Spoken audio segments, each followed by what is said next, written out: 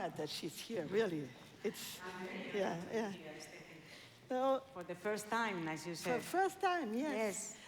Belén, to give the audience a sense what you're doing, what is Merck? Can you give us a short into it?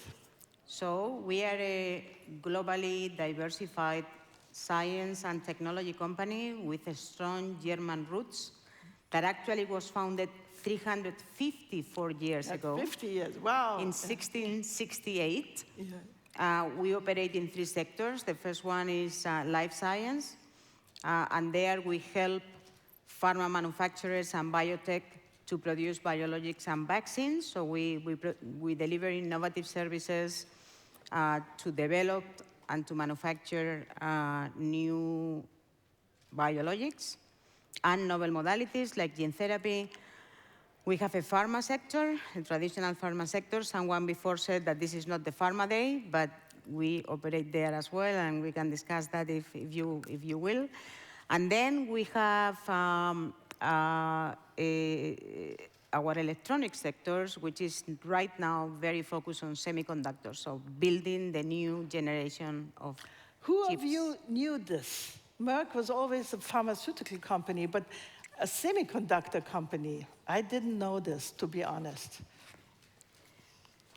Yeah, you know, I mean, we are, as I said, we are globally diversified, and the beauty of our company is that it's addressing many of the macro trends driving the world, mainly post-pandemic, right? And the convergence of our 3 sectors is what I call the uniqueness of Merck, because by addressing the potential synergies cutting across those 3 businesses, like electronics and medicine, for example, to generate bioelectronics to treat chronic diseases, we can really gain a high competitive advantage that hopefully will produce top-notch innovation that will help patients and citizens and humanity live a better life.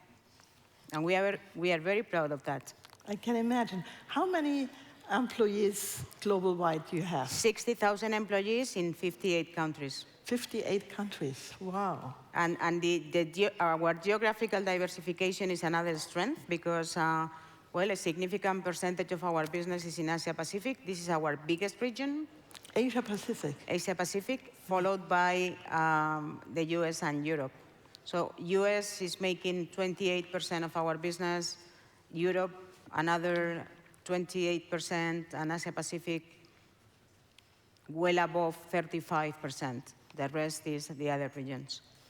Just to give you an overview with whom we are sitting here, I was maybe half a year ago in the labs and in the company in Darmstadt, and I was blown away about the future topics Merck is involved in. To be honest, I didn't know this before, and I really encourage you to learn more about Merck. It's a fascinating role model for what's going out of Germany, a wonderful company. So we are talking of trust and courage. Trust and courage, yeah. My favorite topic. Yeah, that's a good point.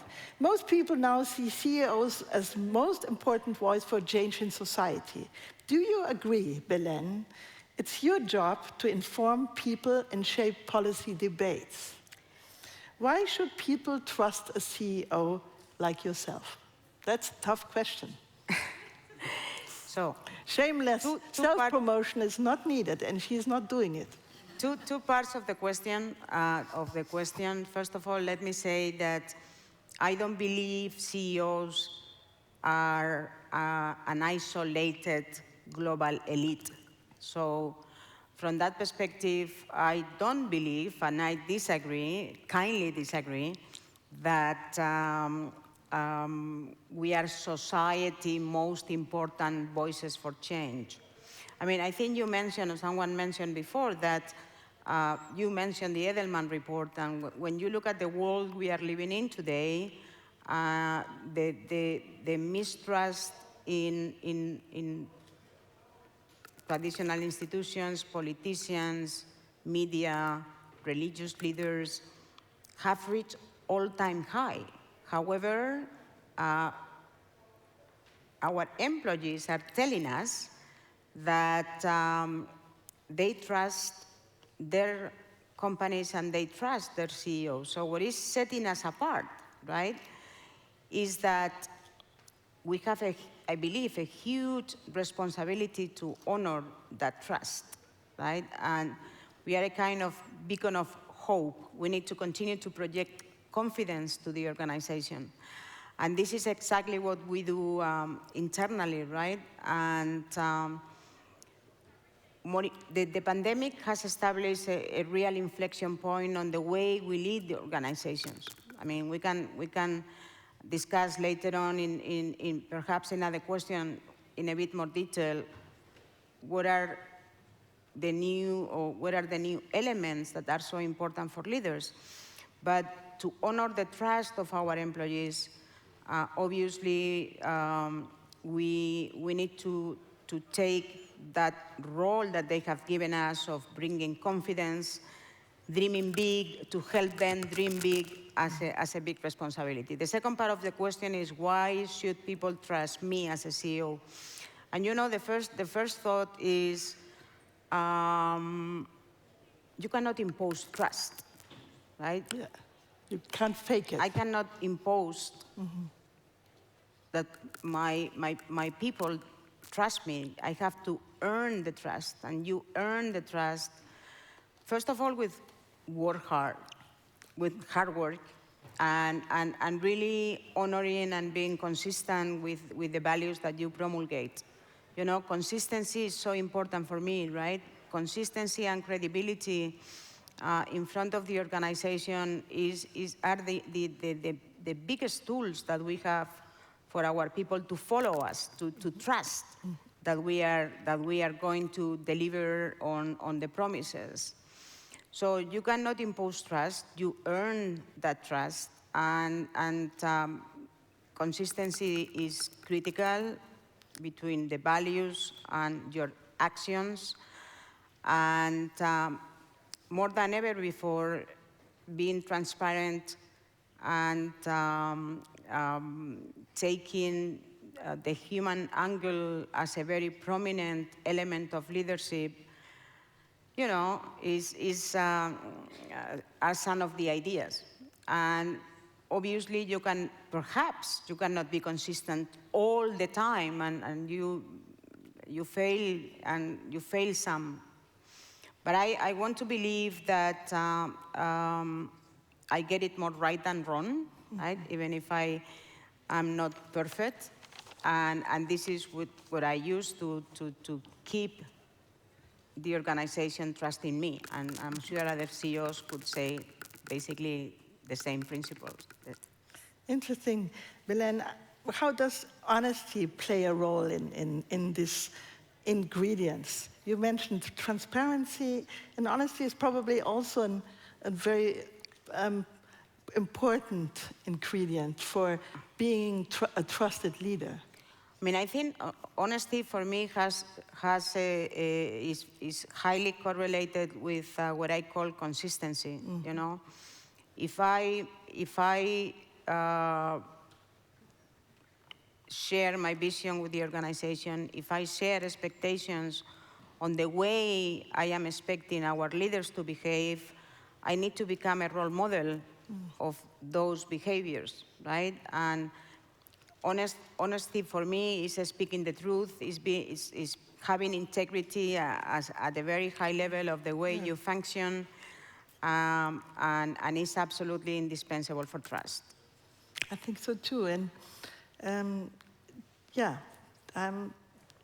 I asked you already, what are the key ingredients that make people trust you in Merck? It's consistency, as I learned just now.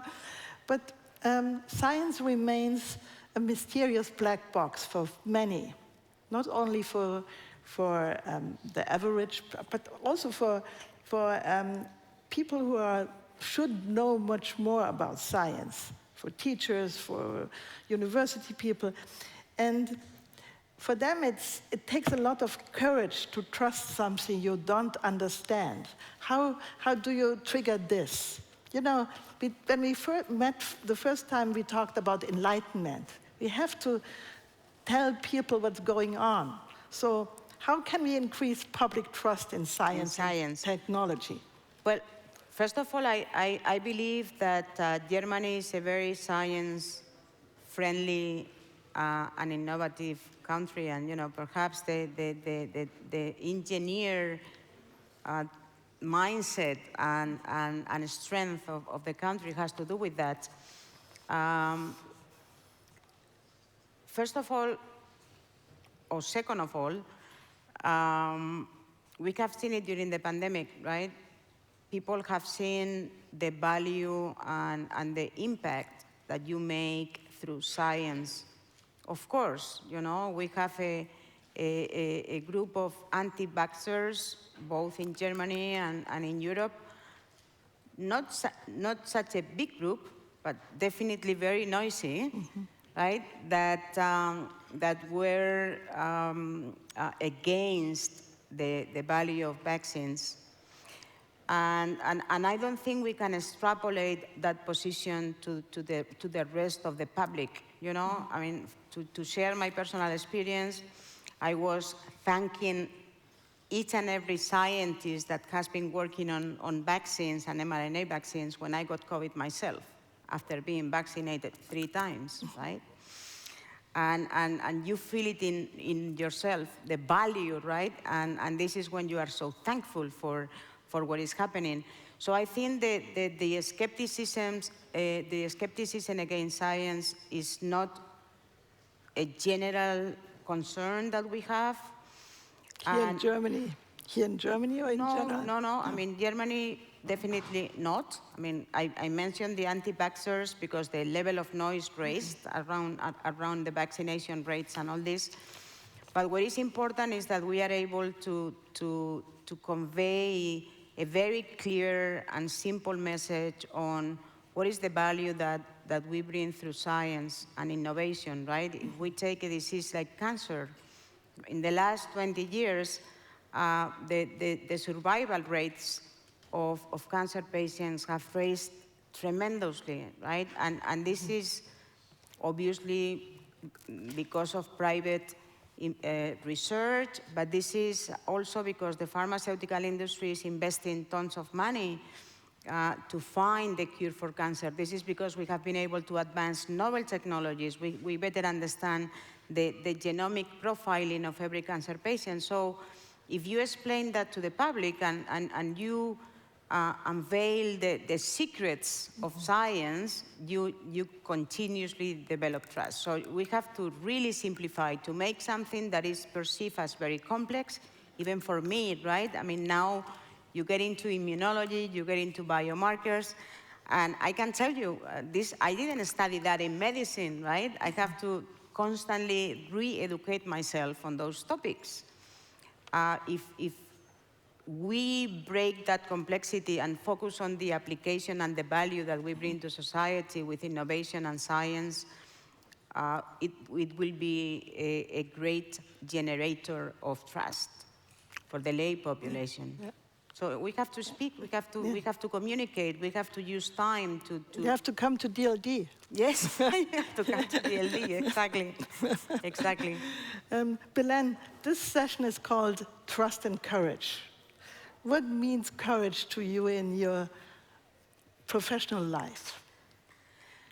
Let me take a step back, because if you have ambitious goals and you want to really move mountains, right, and raise the bar, you don't have any other chance but taking risks, right, and being courageous. So the only thing I can share for myself is that when I am in front, so risk is part of our daily life, of a CEO life, of our organization's life. And when I am in front of taking a risk, I always try to use a combination of a very rigorous, fact-based approach and my stomach, right? And I always say that if I find the facts going again against my stomach, I really progress the diligence, right? Because something is not matching, and it has to match. And then the second thing in terms of being courageous and taking risk is that when you are in front of a major risk, let's say making an acquisition for which you have to project the business case and imagine what is going to be the value that you are going to create in the next 20 years, right? I always think, okay, what is the worst case scenario, right? What if everything fails?